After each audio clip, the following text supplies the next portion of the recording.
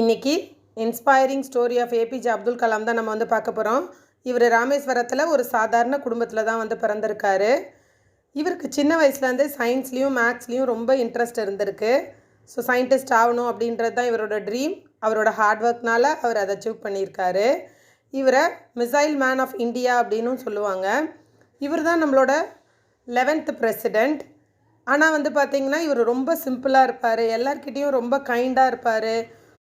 இவரை பார்த்து நிறைய ஸ்டூடெண்ட்ஸ் வந்து இன்ஸ்பயர் ஆகி இவரை மாதிரி இருக்கணும் அப்படின்ற அளவுக்கு இவர் வாழ்ந்து காட்டியிருக்காரு.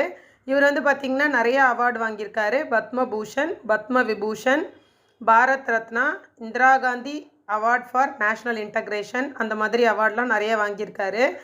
இவர் வந்து பார்த்திங்கன்னா ஸ்டூடெண்ட்ஸ்க்காக small aim is a crime, have a great aim அப்படின்னு அடிக்கடி சொல்லுவார். Knowledge will give you the power, but character will give you the respect அப்படின்னு சொல்லுவார். நமது பிறப்பு ஒரு சம்பவமாக இருக்கலாம், ஆனால் இறப்பு ஒரு சரித்திரமாக இருக்க வேண்டும் அப்படின்னு சொல்லியிருக்காரு. அதேமாதிரி வாழ்ந்தும் நம்மளுக்கு காமிச்சிருக்காரு. ஸோ இவரோட இன்ஸ்பைரிங் ஸ்டோரியை எல்லாரும் தெரிஞ்சுக்கணும் அப்படின்றதுக்காக தான் இந்த வீடியோ போட்டிருக்கேன். தேங்க்யூ.